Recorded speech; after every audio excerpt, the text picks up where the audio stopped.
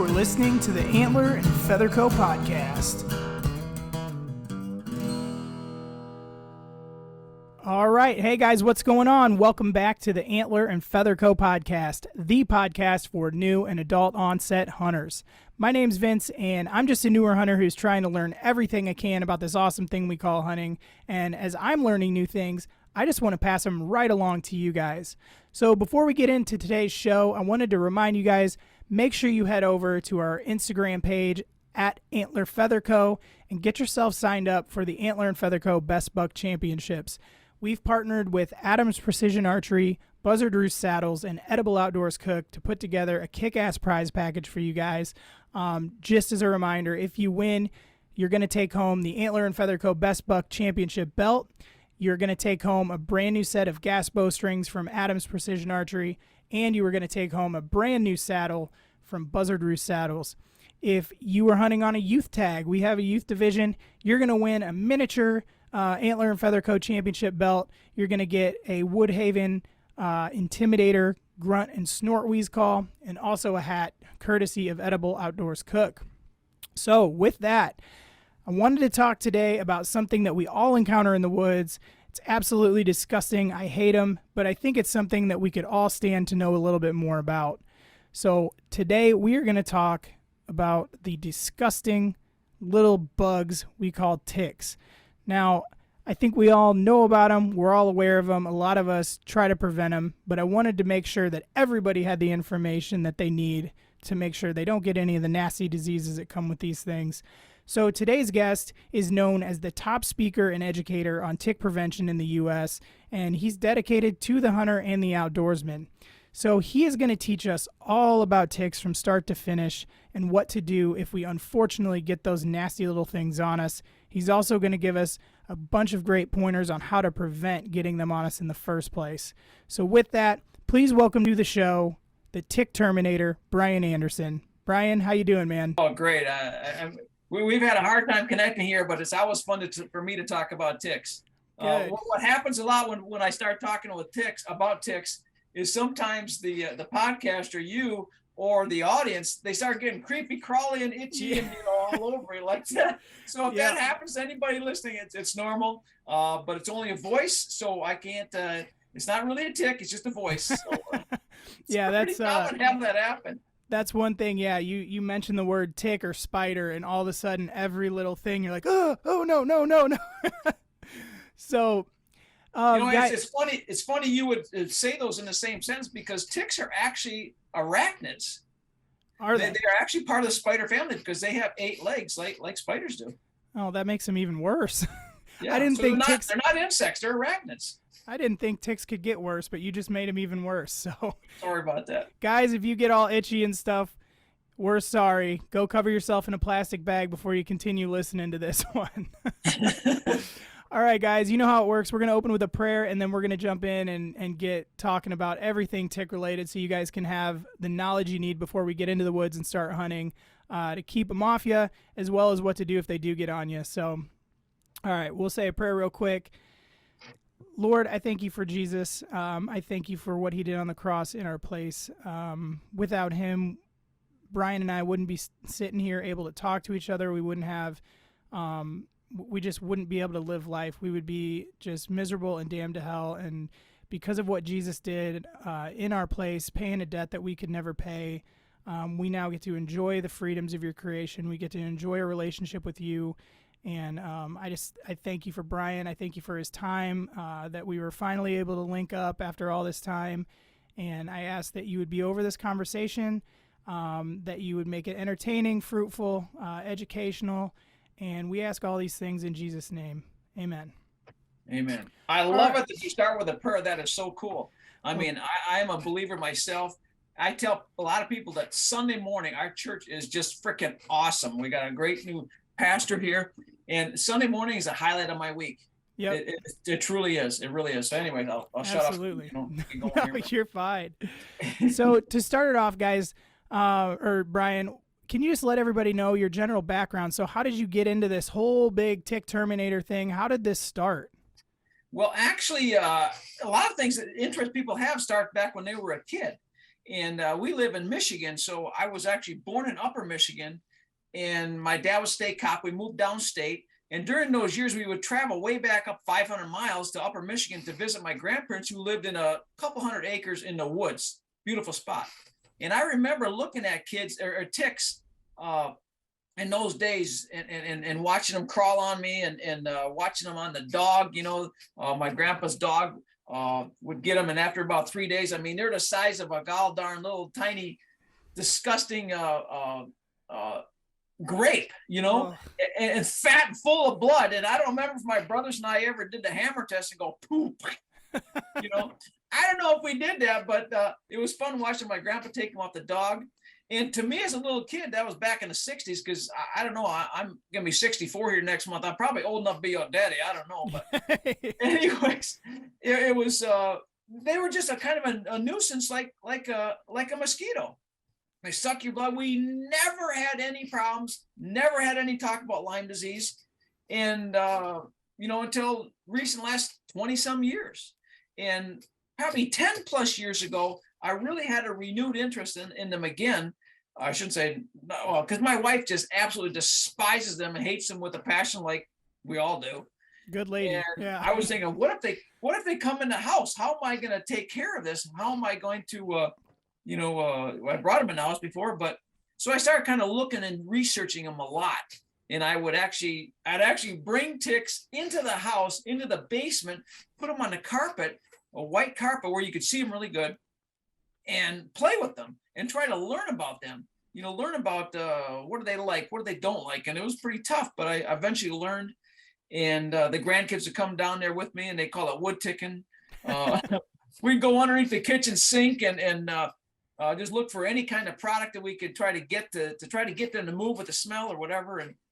And then I found out some other really good repellents that I eventually made a website for, because I saw all this great information about Lyme disease, but nothing about prevention. So I call myself a tick and Lyme disease prevention specialist, not a Lyme expert, a prevention specialist. Good deal. Yeah, that's I guess everything fascinates everybody in a different way. I personally would have never touched those things and never, but I'm glad you did, because if you hadn't, we wouldn't be here and wouldn't be able to learn all the stuff about ticks that I think a lot of times I had a recent episode that we kind of talked about, hey, we're deer hunters, but how much do we really know about deer? So it's kind of the same thing as hunters. Like, we know about ticks and we throw around Lyme disease and what is it, Rocky Mountain spotted fever or whatever, but what do we actually know anything about it? And I think it's really important for something as serious as ticks that we do educate ourselves well on it, so that we don't end up having some weird reaction to meat or whatever it might be. We can get into all that later, but yeah, so thank you for taking an interest in these nasty creatures. Somebody had to do it. I tell people, you got to be a little strange, you got to be a little weird, and you got to have an unusual fascination with ticks like I do. And here we are today. I never dreamed years ago that it'd end up quite like this, but hey, the Lord leads in mysterious ways, and right. Even use a crazy guy like me and weird guy like me to end up doing this, Well, I love your shirt too. You got a kick-ass logo too. I like that. I'm telling you, my logo is just so awesome. When this guy made this logo, I thought, man, that is perfect. It is a tick in the shape of a hand grenade. I know. That's awesome. Cool is that? And I mean, because you would think about it, it's a war out there. Yeah. So that's part of when I give a lot of presentations around the country to power companies, and those are, because they have outdoor workers, linemen, stuff like that. And I talk about that. I said, today I'm going to teach you about the enemy. The more you know about your enemy when you go to battle, the better off you're going to be in having a successful battle. We're never going to win a complete war on them, but if we can win some battles with them, hey, that's what I do. So you got a tick in the shape of a hand grenade. It's awesome. I love the logo. It's perfect. I've had a couple of years and I still laugh about it, So to start off, in general, just what are ticks? You mentioned that they're part of the arachnid family. They're not actually insects. What other just general information on ticks what do you want to start off with before we get into the rest of it? Well, I'll give you a couple things. I just right off the top of my head, right from my presentation. I mean, there's about 800 different species worldwide. I mean, there are a whole bunch of them. 800? The United States here, we only have about 50, less than 50. but there's about 800 across the world. Man. So there's lots of them. I mean, they basically a couple body parts, not a whole lot. They're pretty simple little buggers. They don't die off much in the wintertime either, which we hope they would, because God gave them a special little enzyme in them that kind of acts like antifreeze. So like, I'm not sure what state you're from. Iowa. Iowa. Okay. So you have winter there then too. So then about mid-November, they dive down under the leaf litter. And then a lot of times snow will come over that, and snow is a wonderful insulator, and they'll kind of hang out there for the winter, kind of be dormant. And then they, on occasion, let's say in January, February, they may wake up because you have a 50-degree day, and they think, hey, it's springtime, man. And it's only for a couple of days. So then they go back down again. But a dog may get it, or an animal may get on them, but normally humans don't when we have that January or February thaw. But I tell people they kind of come and go with the snow and colder temperatures. 32 to 40 degrees is kind of where they come and go.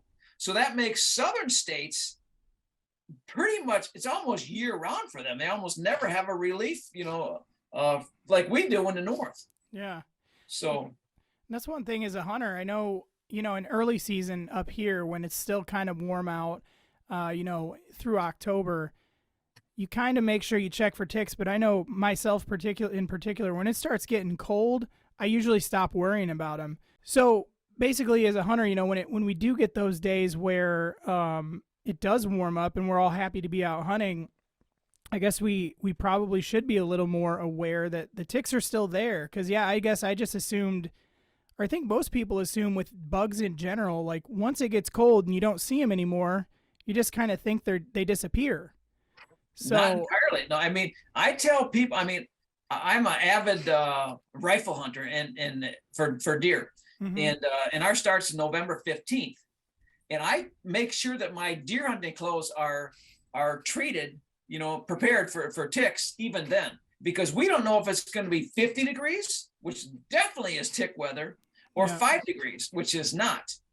So it's all about preparing, and you can prepare your clothes for, like a month or so at a time.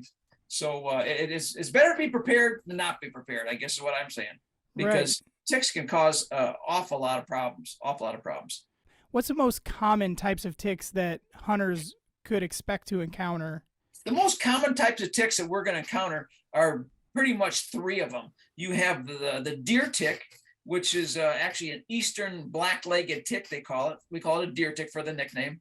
And I don't get into all the fancy scientific names because I'm not a PhD in entomology. So I'm a regular guy. So I talk so people can understand in regular terms. Anyways, it's the deer tick, which is called the eastern black-legged tick. And they also have a western black-legged tick, of course, on the West Coast. So the deer tick is a main one that gets the most credit for carrying Lyme disease. All right. The second tick that's most popular is called a Lone Star tick, and it has a little white dot on its back. All right. And then you have the American dog tick, which we affectionately call the wood tick. Those 3, the deer tick, the Lone Star tick, and the wood tick, we call, American dog tick, are the 3 most popular ones probably in the United States. Now we have other ones too. There's some other, you have ticks that have hard-bodied and soft-bodied. Those ones we're talking about right there are all hard-bodied ticks.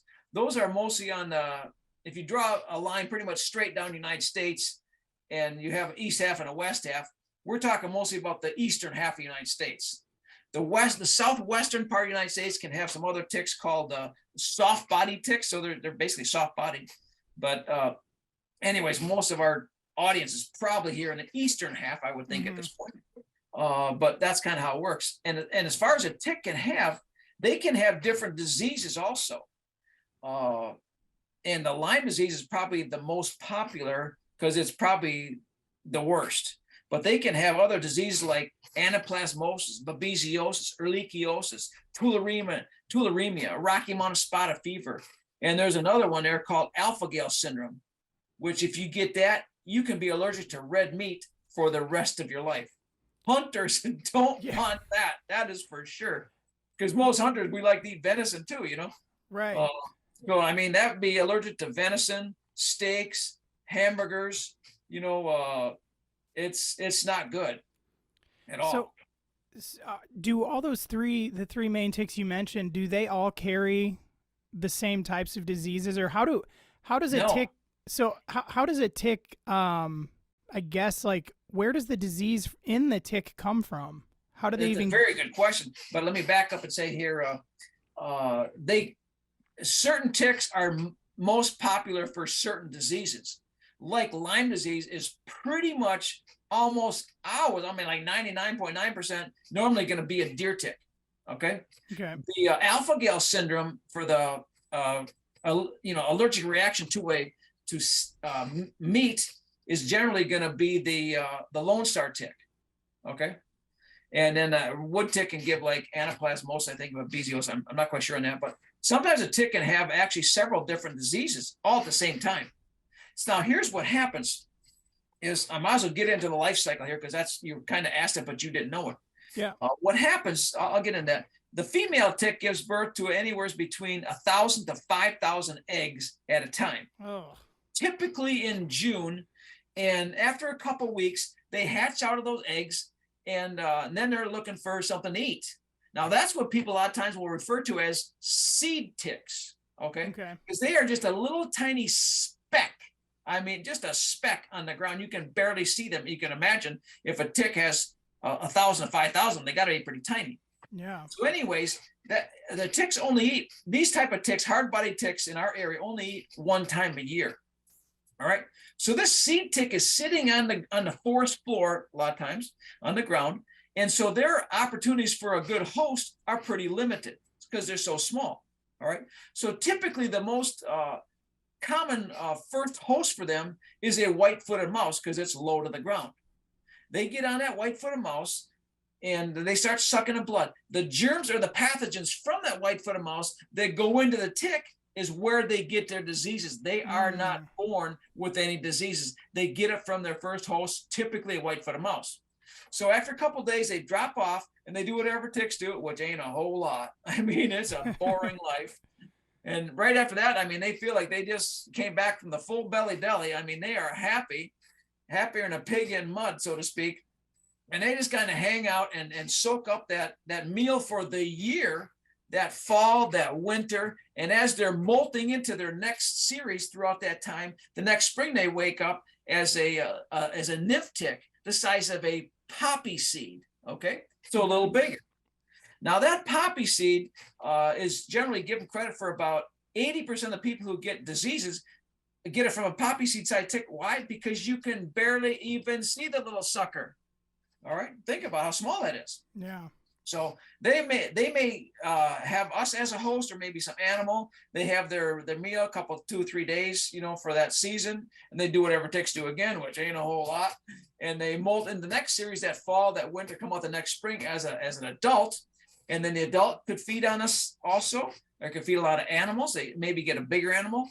They a lot of times will get on deer. The male and the female get on. Now the females are ones who normally will feed on us. Males don't normally feed on us. It's normally the female. So the male and the female, let's say, are on a deer, all right? And they will feed first, and then they mate, and then they ride the deer throughout the season, the winter and the spring. The next spring, the male gets off, he dies. Female gets off, and she gives birth to anywhere between 1,000 to 5,000 ticks. And I'll tell you what, man, that's enough to kill anybody. And then she dies. So their life cycle is about 3 years. It's typically how that goes. So I guess one of the most like horrific things people see in the woods is, you lay against grass or whatever it might be. And then, you've seen the pictures of the seed ticks all over somebody's leg. In particular, my niece and sister-in-law over the summer, she got covered in seed ticks as well. They were out fishing and she laid against some grass. Now, do those seed ticks, when you see that picture and there's like thousands of them on you, are those generally dangerous at that point, or is it more of a nuisance? They're more of a nuisance because they're looking for they haven't had their first host yet. That's what I was wondering. Their first host, so they haven't got their disease yet. So that's, if you want to say it, that's the best time to get bit by a tick. It's right then.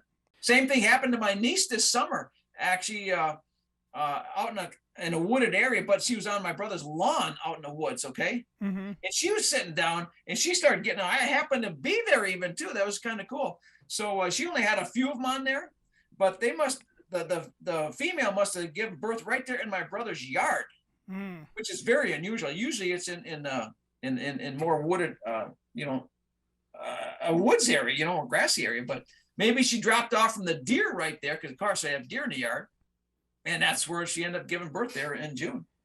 Jeez. So what's the best way, before we get into like actual ticks, what's the best way if you do get a bunch of those seed ticks on you?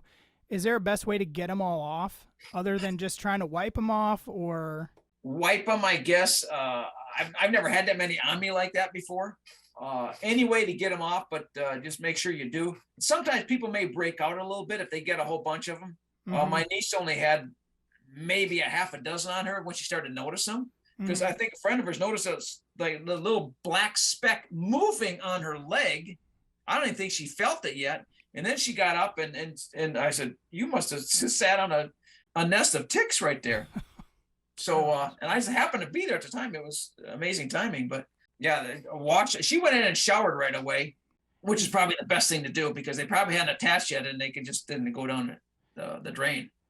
How long does it, I don't want to get too far ahead here, but how long does it take a tick generally to latch on? Like, I mean, most time I've never had one actually like latch on to me. I've had plenty of them on me when I've gotten out of the woods and, gotten home. So you're talking that tick's probably been on me at least 2 hours. Is there like a certain amount of time it takes, or I've just been lucky up to this point? You must have been lucky, because if they've been on you for a couple hours, that's fortunate for you that they didn't find a nice spot to feed on, because they're on you for a couple hours. They're looking around, and what they're doing is they may get behind the ear a lot, around the forehead, around your neck, behind the knees. They've been all over. I mean, belly button, and below the belly button. Yeah. I tell people this: whatever you're thinking, yep, even there too, men and women. Yep. I mean, I don't even want to get. I'll just leave it at that. If you have the skin there, it's possible they could get bit there. So, but you said that when you came home from the woods there, you noticed some on you, I guess, right? Mm-hmm. Here's a little tip there. I have a good website that I put up about 5 years ago now, and right on the front page there, people can download a couple things that I've developed for safety directors at power companies. Okay, because they want us, and when they talk to their guys in the spring, their linemen and outdoor workers about ticks, when they give their true tick talk, okay. I gave them some really good information. A year ago, I came out with a bulletin called the Tick Prevention Safety Guide, which has about 3 or 4 pages of just condensed information that they can, scan over and have some good information to tell them. This year, I came out with one called The Hidden Cost of Lyme Disease. Those are free to download, use whatever you want with them, but some really good, solid information. And the reason I bring that up, because one of those tips on there got me thinking that when you came in from the outdoors and you had a tick, you noticed one tick on you. Guess what? There may be more. So what is the best plan of action to do with your clothes? Yeah. The number one best thing to do is, you probably didn't treat your clothes yet with permethrin, which we'll get into in a little bit. But especially if you find a tick on you, here's what you do. You take the clothes and you throw them in the dryer on high for about 15 to 20 minutes. Ticks cannot stand dry, hot heat of a dryer, so then they will die, and then you can wash them. But don't put them in a washer first. They can survive that easy. But put them in a dryer on high for about 15 minutes. That is free tip. People love that tip. And because where there's one, there's probably a couple more. Yeah, that's a great tip, because even if you do find one and you think you thoroughly checked yourself, the rest of the night, kind of like how we opened the episode, every little thing you feel, you're like, oh no, here's another one. I know, yeah. And that's why I tell people tick checks are so important. I mean, get, stripped down to nothing but your birthday suit, nothing but a smile, and be in a full length mirror, and, check everything, bend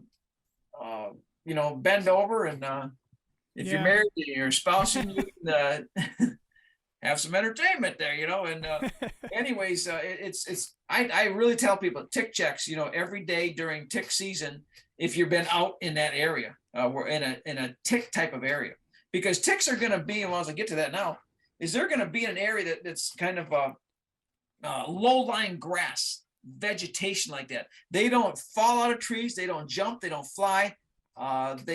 They lay or they get on vegetation, they crawl up a blade of grass, and they have 8 legs, actually 4 pairs of legs. So they'll use 6 legs or 3 of those pairs to wrap around that blade of grass, and the other 2 sit out, like they're monitoring it, because they're trying to sense and smell our CO2, a smell that reminds them of a mammal, maybe an animal or us. And to them, that's dinner. That's dinner for lunch, breakfast, and supper for several days, and that's all they do.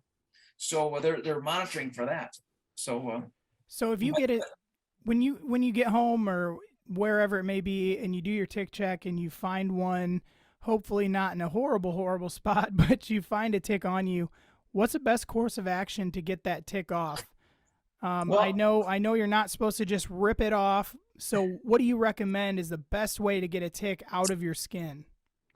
Here's what I tell people. Actually, I happen to have it. When somebody look at the video, they can see I actually have a stuffed ticks here, people. Thank God they're not that big. It's pretty good size. But it's I pretend like it's stuck in my hand. What you want to do with a tick, remember this. When you're taking a tick off, the sooner you get a tick off, the better. That's why daily tick checks are important. If a tick is on you for, let's say, at least 24 hours or more, it's more apt to give you bad stuff. So the sooner you get it off, the better that day. And chances are, in a lot of cases, you're probably not going to have a problem with it. Okay. But you want to be nice and gentle to a tick when you take it off. You don't want to grab it by the body and kind of squeeze it, because if you do, just think about it. Somebody squeezing your stomach, you're more apt to, puke bad stuff. Okay. The tick would be. So you want to grab at the very base of it and pull it up. Okay. So I tell people, be very nice to a tick when you take it off. After that, I don't care if you save it or shoot it with a 30-06, but be nicer. So then you can destroy it later if you want to, but you don't want to get a disease right at the time you're taking it off of you. That's for sure. So be gentle with it. A fine tip tweezers, I'll show you, is really good. I don't know if you can see that much on there, but because that gets it right at the very base. Another cool thing is this little tick key, they call it, where you can actually put that on there and slide the tick up. Both, and this is so I carry one of these in my wallet all the time because it's so convenient, and that'll get out most ticks. But a fine tip tweezers pretty much can always do that. This one here is a fine tip on one end, and the other end you can take out to take ticks off dogs and stuff like that. So those are the 2 things, but being gentle with it when you take it off. Don't grab it by the body, which we have all done. Try to get a tweezers at the very base. And if a little bit of their mouth parts get stuck in your skin, you can try to pick it out. But if it doesn't come out, well, it'll come out naturally in a couple days. Wash the thing with soap and water, clean it off, as best you can, and don't worry too much about it. But then you really want to watch and monitor that bite. Okay. If you get, if it becomes really infected in a day or 2, this is the most important thing of our whole talk today. If you have an issue with the tick, and if the bite becomes infected, swells up, I've seen and heard where the whole knee swells up because they got bit behind the knee. That's a problem. If it turns into maybe a bullseye rash, that is a telltale sign. A big circle around the bite. That is a telltale sign that tick probably gave you Lyme disease. Okay. So any kind of bad reaction, not all ticks are going to give us bad stuff, but then of course ticks don't walk around with a little L in their back saying I got Lyme disease either. Right. So we take them all as bad. And I want to kill them all. I want to terminate them all. But looking for something bad to happen after the bite, after a couple days. And then if you see that, or if you start to feel achy joints, flu-like symptoms, maybe your vision goes a little blurry, maybe a brain fog, something is just not right. You know how you're supposed to feel. And all of a sudden you get that, see a doctor. Do not put that off, because getting rid of a tick-borne disease is all about early detection and early treatment. Go in and see a physician there in the next few days and explain what happened, show them the bite. And in most cases, doctors nowadays, most of them will give you an antibiotic, and that'll take care of it right there. You'll be on it for maybe sometimes a couple of weeks. And let me tell you, that is well worth it, because a lifetime of problems with it, man, it ain't worth, just sucking up. So, no, you see a doctor soon. And if that doctor does not give you something, let's say you have a bullseye rash and it's all swelled up, and if they don't give you anything for that or put you on some kind of, usually doxycycline, a good antibiotic, if they don't give you that, you see another doctor, because you cannot mess with this. I can't stress that enough, how important it is to take care of that, soon. Of the most common diseases you would get from ticks, you mentioned them earlier. Could you go over them again, and then specifically like Lyme disease or I can't think of the name of the red meat one. AlphaGal Syndrome. AlphaGal, that's right. Yeah. Can you kind of talk about those and what those diseases cause? Cause or cost? Both. Actually, Lyme disease is probably one of the worst diseases that you can get from a tick out there. There's actually about 300,000 to 400,000 new Lyme disease cases every year in the United States. I mean, that's a huge number. To put that in perspective, that's about 1.5 times the number of women diagnosed with breast cancer each year, and about 6 times the number of people diagnosed with HIV/AIDS every year in the United States. So that's a big number. Yeah. All right. So, I mean, those diseases can just cause, people have literally died from Lyme disease when they get it chronically. And the problem was they probably didn't know they had it in the beginning. And then Lyme disease, they call it the great imitator.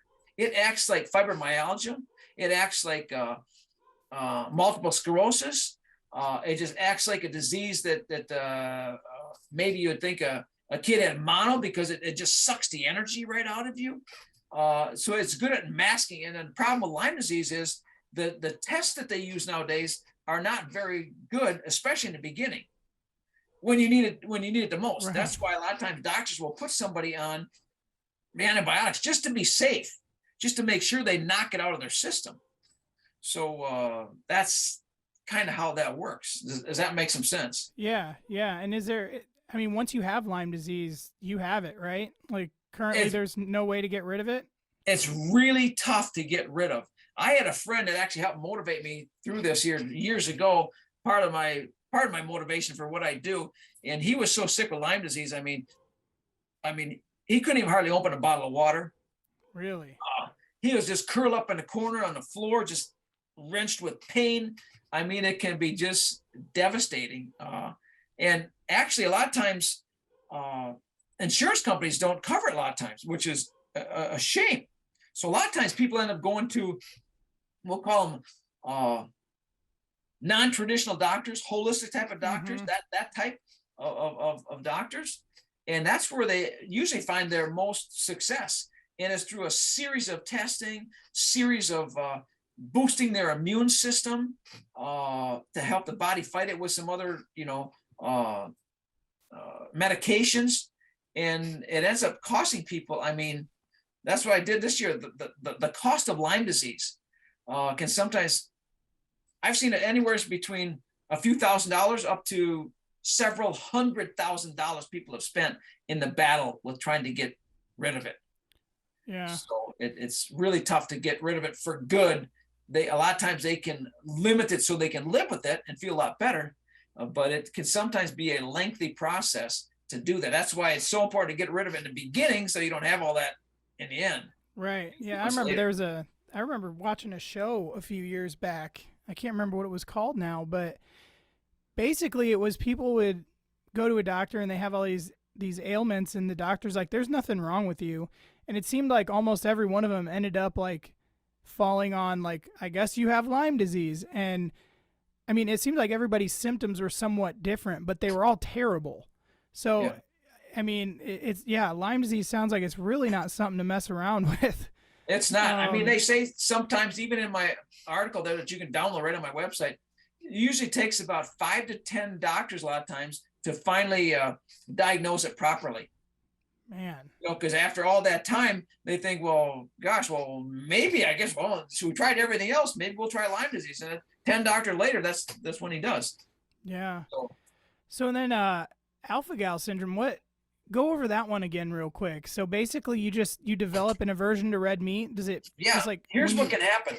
Let's say you get bit by a Lone Star tick, a tick with a little white dot on its back, usually a female. The male does not have that coloration. But anyways, let's say nothing much happened. Maybe it didn't swell up or anything like that. And a couple of days later, a week later, you're out for dinner and you have a nice steak. And all of a sudden, you start to have a strange allergic reaction. I mean, this happened to people. And sometimes people get to the point where their throat starts to swell up. Oh. And I mean, if it swells up all the way, you're done. Yeah. You're gonna be meeting your creator. You know what I'm saying? I mean, that is scary for people, obviously. Yeah. So they may go into anaphylactic shock. Everybody deals with, like some people get bit more from ticks than others. Same thing with mosquitoes. So people are going to vary in their reactions to this here too, and maybe how bad the disease actually went in them. But some people can have that allergic reaction and be okay, and they say, "Oh gosh," and then it goes away, and then the next time they have a hamburger or a steak, it happens again. So then they start putting, "Oh gosh, red meat? Could that be? I don't know." But I have heard in the last year a little bit where some people have been getting a little bit of relief through acupuncture treatments to help them ease up a little bit on the AlphaGal syndrome. I talked to a safety director in Virginia here, and his wife had it, and she was starting to feel a little bit of relief, starting to introduce red meats a little bit. I mean, people like that, they introduce it really slowly, you know what I mean? Yeah. Maybe just a nibble of a steak, before they eat a whole bite full. Well, that's even worse than I thought, because I mean, anything I've always heard, if you get bit by a tick, you can get a disease that causes an aversion to red meat. I thought it was just like, if you're lactose intolerant and you have some ice cream and you just want to throw up. I didn't realize that it was like that serious. So I'm glad you brought that up, because being allergic to red meat's horrible, like you said, especially for a hunter, but it's even worse if it's, swelling your throat closed and things like that. So that's definitely not something to play around with either. Absolutely. And so there's really no other way to tell until you eat red meat. Like you said, you could get bit by a tick and have it just kind of seem like, oh, I got away with something, until a week later you eat red meat. That's the first time you're going to kind of find out. Yeah, that's where it's really going to manifest itself. Man. Well, I think now's a great time to jump on over to the prevention side, because ideally we want to avoid all of this in general. It's great to have this information to put into practice if something does happen, but how do we prevent this in the beginning? Now, I know most of us have heard of permethrin. Can you kind of explain just what you recommend for prevention? And then I know permethrin will be one of those things. Can you explain how that works as well? I'll give you an example. I'll talk about DEET, which we all know. Yeah. And also permethrin. Those two things let's say DEET is great for skin. Okay. And it's a decent repellent. There's nothing better than permethrin for this stuff. But the way DEET, picaridin, and IR3535 and oil of lemon eucalyptus, the way those products work is the smell, the scent, the aroma. All right. Let's say, for example, a mosquito comes close to somebody, and the mosquito senses that smell, and it confuses their stupid little brain and tells them there's no blood there. So then they fly off. Okay. Now, it'll repel ticks a little bit, but it's through the scent and the smell. So that's how that works. The way permethrin works is totally different principle. Permethrin was created in the mid-70s. DEET was actually created in 1945 for the military. But in the early 70s, they came up with permethrin. Permethrin is basically a synthetic version of pyrethrum, which is a naturally occurring insect repellent that's found in a chrysanthemum flower. Okay, so in the mid 70s, they made it, in a usable form for us as Americans. We're not going to sprinkle, flour dust on ours. Are you kidding? Right. We want something, easy to use, readily available, stuff like that. So this here is sprayed on the clothes. All right.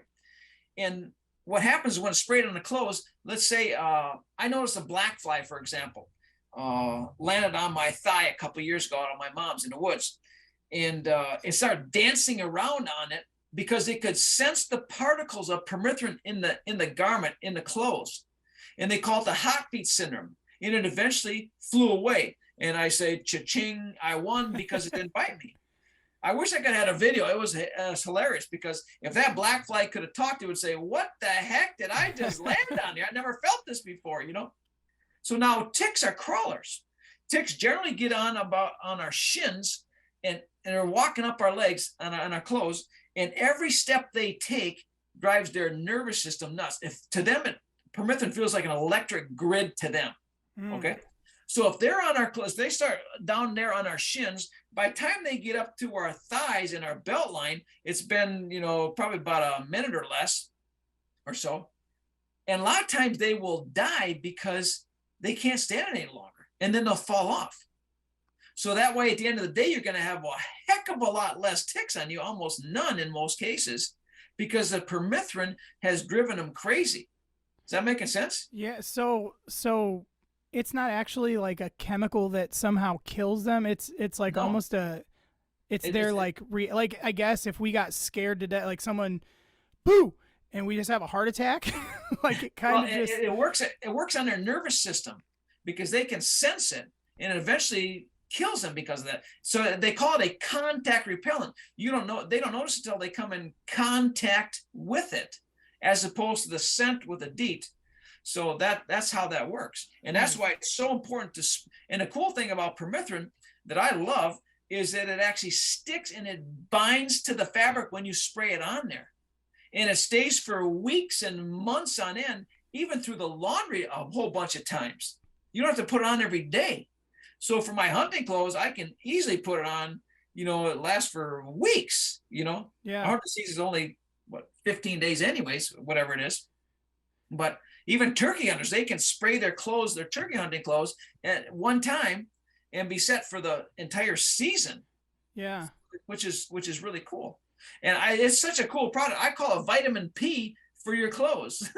There's no such thing as vitamin P for your clothes, but that's what I give it a nickname. You got to have fun with it. Yeah. So how do you recommend I know different products that I've used, Sawyer's is kind of probably the most common one people are familiar with. Is there the best way to treat your clothes? Or do you just treat them all? Hey, here's what you do. What I do, and if you could, you want your clothes to be like on a clothesline, for example, okay? And I can even show you. I use you can see this, the shirt like this, okay? Yeah. And that's because I devised a little redneck coat hanger right here. There you go. Out of duct tape, and just cut up a couple of these. And so this gives a long, makes it nice and flat there. Okay, so the arms come out. All right.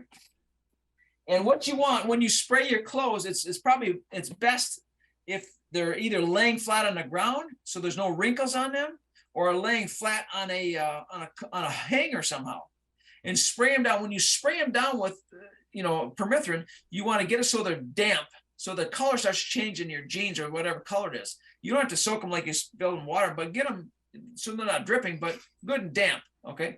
The damper you get them, the more it's going to stick to it. Don't just give it a dusting. Give it a nice, take your time on it.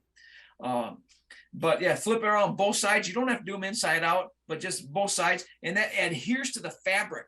Okay. Spray the whole complete pants, shirts, socks, and even your boots. These are some boots that I have right here. You can see, and on the side, they're going to have some material on it here. Okay. On the front here, there may not be enough for it to really bind to, but I have cloth shoelaces here, and those little tiny nymph ticks, especially in the spring, they could be on a shoelace and you wouldn't even see it. Right. So that's why I spray those, so that the nymph ticks would be really bothered, by the permethrin on those too. Right. So is there any value to like spraying? I know you said you don't have to spray them inside out, but would it be valuable to kind of like spray it down and then maybe cuff the bottom of your pants over and spray the inside too? Or Sure, you can if you want. Yeah. I mean, it's safe to, like, just for people who've maybe never used it. My understanding, it's safe to touch your skin. You don't spray it on your skin directly, but it's safe on your skin or even on dogs and things like that, isn't it? You do not put it on your skin because for one thing, our natural oils of our skin will just dissipate after about 15 minutes. So it's useless on our skin. It does not bind to the skin at all. So, I mean, it may get on there when you're spraying it on there a little bit, but, just wash it off when you're done spraying and no big deal. But yeah, some people do spray it on their dogs. And let's say if you have a dog bed with a dog frequents in the house, I would definitely spray that bed with permethrin. But there's so many good things that people can use for dogs out there. I don't, can you spray it on dogs? Yeah. But there's other things that are even better that they can chew or whatever, Right. But definitely on the clothes is for sure. Clothes and like a baseball type of hat. I sprayed on that too. But all the rest of my skin, I will use like a DEET type of for skin. So and that's just your general like off type stuff, your bug sprays with DEET in it. Yeah. Is there a certain percentage DEET you recommend? Yeah, a lot of people don't realize it, but normal DEET, like off, let's say, is about 25 to 30% DEET, and it lasts for about 6 to 8 hours. They say. The only difference between a 25% DEET and 100% DEET, most people don't realize this. They think, oh, it's stronger. No, it just lasts a little longer. That's the only difference between the percentage of 100% versus the 25% standard type. Okay. It just lasts a little longer. Gotcha. But DEET is really good. Picaridin. Now we're going to be coming out with an IR 3535 that's going to be the longest lasting insect repellent on the market. It's going to be at least 16 hours, way longer than anything else out there. I can't wait for that. We don't have it yet, but some of these products are on my website here too. But we also have right now, we have a little DEET lotion that'll last for 12 hours. Call it splash and sweat resistance, because if you break a sweat out there, a lot of linemen will use it like that. Right. But so for one last question for all our hippie friends out there, I love you guys, not making fun of you. For the people who don't, there's a lot of people that don't want to use DEET. They don't want to use things that are chemicals or whatever. Is there anything that they can do to prevent that's, I guess, more natural than a chemical of some sort? Yeah, there are different things out there. I even have some listed on my website. I have a little video of a lady using essential oils. Citrus, lavender, cedar. A lot of those things are smells like that the ticks don't like. They will work. None of them. I mean, every single article I read about those, they always say that nothing works as good as like permethrin does. Yeah. But yeah, there are some options out there. You'd have to put those on a lot more frequently. So yeah, I mean, actually, I have a permethrin. The permethrin that you use the Sawyer, which is fine. That's good for 6 weeks, 6 washes. We also have a very unique. The only permethrin on the market I carry on my website is called a duration 10%, where you can actually design how long it's going to last, because you get a little bottle of concentrate in there, and you mix that concentrate in a bottle of water, and the more concentrate you put in there, the longer it'll last. So I technically, in the summertime, my work clothes that I go to my mom's with and I'm in the woods with, I treat my clothes for literally 3 months at a time. Really? You can't do that with a Sawyer. Yeah. That's only good for 6 weeks. So this, I could design it to last for 3 weeks, 3 washings, 6 weeks, 9 weeks, 12 weeks, up to 24 weeks if I wanted to. It's the only one you can do that with. And the nice thing about that is, because you just mix it with water, you cut your permethrin costs by about 50% because you do it yourself. So for the average homeowner, a hunter, that goes out of their house, they spend 2 minutes mixing that, and they'd have to buy $80 worth of Sawyer to get ours. It's really a huge money saver. It's a very popular product for us. Yeah, I was gonna say, because the stuff's it's definitely worth it and definitely something everyone needs to buy. But yeah, it does. Absolutely. I mean, for what it is expensive. You know, especially if you're treating multiple sets of clothes and like if you're like me, I read the directions and then I kind of double it. That's kind of how I do everything. And so it's like this. It says like treats 2 full outfits. I know I'm good for a pair of pants at that point. So yeah. Well, so awesome. the stuff we have here is probably be the best for somebody like that, then because they could really soak it good. Right. Because it's a big 32-ounce bottle as opposed to 24-ounce bottles, and you design it. It puts you in control of how long you want to last. It's the only one you can do that with. Designed for clothes. Well, and that's good for hunters because I mean most of us hunters are guys, and we are not responsible with keeping up on schedules. So if you can treat something that lasts much longer, that's definitely way more beneficial for us. Yeah. Is there anything else tick related we didn't cover that you want to talk about or that we might have left out? Well, I just say too here, you're talking a lot of hunters right here. We are, and even this time of year, they may not be. They're out there scouting. I mean, they're out there looking where they're going to go. They're walking through the woods. So even now, walking through the woods, I mean, hey, this is an important time. And even in the summertime when they're working on food plots, food plots in the summer, anytime they're out there, in the springtime when they're out there looking for the snow just melted, so they're looking for deer sheds, or morel mushrooms, or just being out. I mean, guess what? The ticks are out there then too. They're looking for their meal. Yeah. So I feel like I've found more ticks on my body bass fishing than I have hunting. Really. Were you fishing from the shore then? Must have been. Yeah. Because you're walking through tall grass to get to the shore of the stream. Yeah. Absolutely. So fishermen need it too. Absolutely.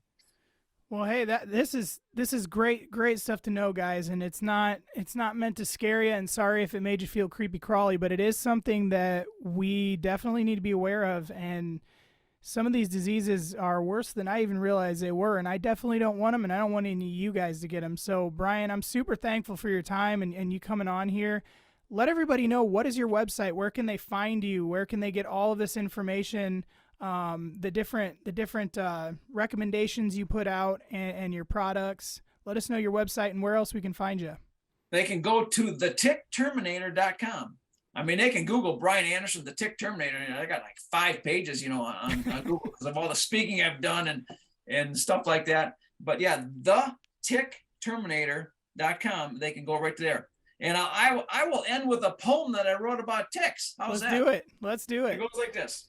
I hate them little suckers. I want to terminate them all. So I do it with permethrin and love to watch them fall. From head to toe, I spray the stuff. My shoe, socks, clothes, and hats, because it works on more than ticks, like skeeters, chiggers, and even gnats. So I ask you, if you're listening, to keep away from Lyme. Get started with permethrin, and now is the perfect time. Thank you. Hey, there we go. Good deal.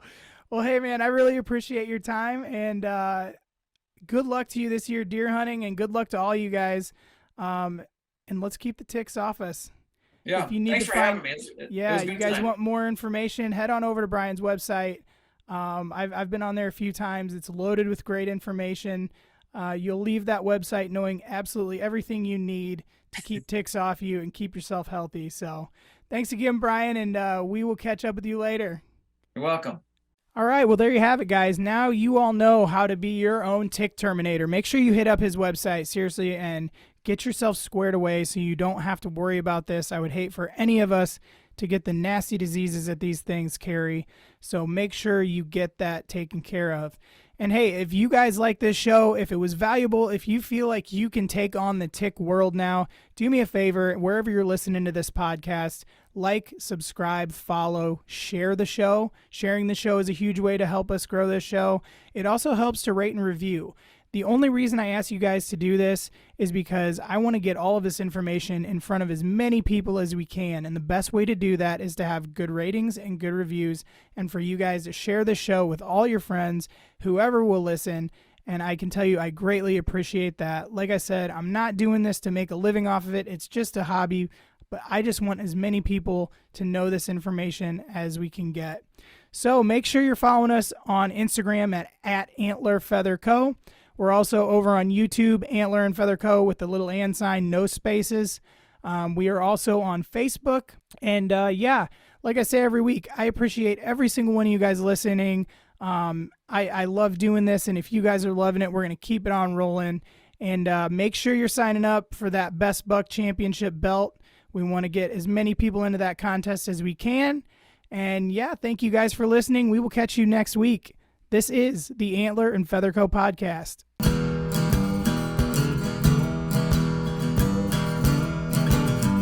You are listening to the Antler&FeatherCo Podcast.